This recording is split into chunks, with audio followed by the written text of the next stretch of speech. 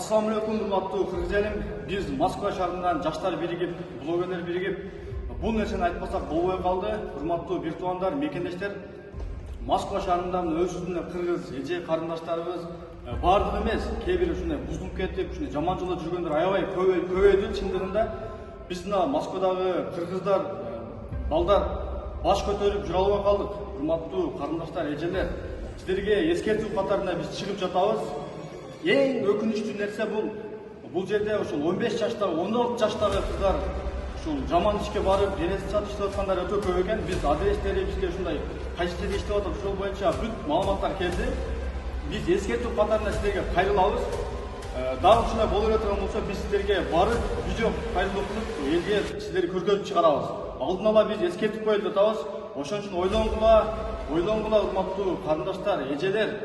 Кыргызстанда жабып коюп, башка өлкөлөрдө жабып коюп, эми азыр ошол жактан көп ушул Россияга келип, Москвага келип, эч ким билбейт, атам билбейт, апам билбейт деп ушул жакта иштеп жүргөндөр аябай көп экен. Кудайдан корккула, бул нерсе сөзсүз кайтат. Урматтуу Кыргызстандагы ата-энелер, агалар, инилер, карындаштарыңыздар болсо, кызыңыздар болсо сөз түрдө көзөмөлдөп коюңуздар. Алар эмне жумуш кылып атат, эмне менен айнек кылып атат, сөз түрдө бала кызыңыздар, ошо кызыңыздардын тарбиясына карап коюңуздар, эмне менен акча таап атат. Уже Кыргызстанда өзүңүздөр көрүп атасыздар, Кыргызстандагы ошондой жаман жолдо жүргөн, денесин сатып иштеген кыздардын точкаларын бардык жагын жаап, уже бардык жагы уже интернетте онлайн даже иштегендердин бардыгын жаап, уже жок кылдык. Кыргызстанда мындай тазалады десек болот. Азыркы учурда Москвада, могул жакта Кузьминки, Люблиново, кайсыл метро болсун, бардык жагында ошондой кыздар өтө көбөйүп кетти. Эң өкүнүчтүүсү туугандар, жапжаш кыздар, мындайча айтканда 15, 16, 17 жаштагы кыздар, окууну жаңы бүтүп келгендер, даже окууну бүтөрөктөр өтө көбөйүп кетти. Ата-энеси ойлойт, например, кызым ночто иштеп атат, же болбосо бир жерде уборкага кеттим деп коет, же болбосо бир досунун туулган күнү деп коет. Ушинтип анан чоң эжелер, мисалы, например, 27-30 жаштагылар, алар эми уже иштеп көнүп калгандар, бир 4-5 жылдан бери ушакта Москвада иштеп, ошондой жумуш кылып эркектерге кызмат көрсөтөт. Ошол кыздар азгырып атат, мындай айтканда. Бири-бирин азгырып атат. Ошол жаш кыз, например, бир күн кечке 2700 рубль акча тапкан жакшыбы, кечке иштеп уборка кылып, же болбосо бир 10 эркек менен же 5 эркек менен жатып коюп туруп 20 000, 30 000 акча тапкан жакшыбы деп. Бул жеңил акчага өтө алданып атышат, мындай айтканда. Бул нерсе ачуу чындык туугандар. Бул нерсени мындай интернеттен көрүп атып, же болбосо көргөн адамдарга өтө катуу тийиши мүмкүн, же болбосо кантип эле ошондой болсун деши мүмкүн. Ишенбесеңиздер, өзүңүздөр көрүп эле атасыздар, баардыгы эле билет. Мисалы, могу артта турган жаштар, биздин жаштар полный билет бул жакта турган. Же болбосо кыргыз мекендештер, Москвадагы дегиле мекендештердин баардыгы билет. Просто элге ачык айта албайт. Эмнеге дегенде коркот. Может, бизди ушинтип сүйлөп чыксак, тияктан камап салабы, же болбосо байкелерин чалабы, мындайбы депчи.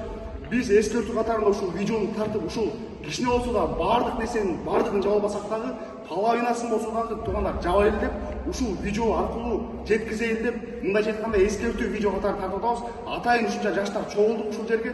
Бул жактагы турган таксыр, өзү 5 000 намаз окуган таксырга айтып атайын алып келдик. Шарият жолундагы кандай жол менен түшүндүрүп, ушул нерсени токтотсок болот. Кача бул бир 50% болсо, 60% болсо да токтотойлу деп чечтик туугандар. Анан бул видеону эскертүү катарында тартып атабыз туугандар. Эмкисин бул нерсе токтолуп турган болсо, ачык айкын эле биз видеого тартып, ошол иштеп аткан жерлерине каяка видеого тартып чыгарышка даярбыз туугандар. Бул эскертүү катарында видео болот. Ата-энелерге, кыздарга бардыгына тиешелүү, бардыгына дагы эскертүү беребиз. Урматтуу мекендештер, биз Москва жаштары токтолдук. Буйруса ушул нерсени токтообуз мекендештер. Биз Россияда болгондуктан колубуздан көп нерсе келбей атат. Келесип айтсаң, эми Россиянын ичиндесин, не болгон учурда деле Россиянын территориясында болгон үчүн тилибиз кыска болуп калды. Биздин мамлекет колдогону үчүн, мамлекет ушул нерселерди жоготкону үчүн Кыргызстанда токтоду уже, Кыргызстанда жок. Ошол жактан келип бул жакта иштегендер аябай көп кетти. Ар бир метродо жок дегенде, болбой калды дегенде бир 5-6 квартира бар, 5-6 квартирада 5-6 кыздар иштейт. Мекендештер, бул нерсени токтотпосок болбойт. Ушул видеону көрүп аткан эркек менен өзүнүн патриот сезген бир туугандар, ушул видеону таратып, болушунча историяңыздарга коюп таралып берсеңиздер, может, ушул историялардан кийин, ушул видеолордон кийин көптөгөн ушундай бир иштегендер токтоп калаттыр. Мекендештер, бүгүн биз видео чыгардык. Эртеңден баштап ушул нерсе токтобой турган болсо, бизге информация келе бере турган болсо, биз видео менен бетин көрсөтүп Кыргызстанга жөнөтүшкө дагы даярбыз. Жигиттер, даярбызбы? Даярбыз.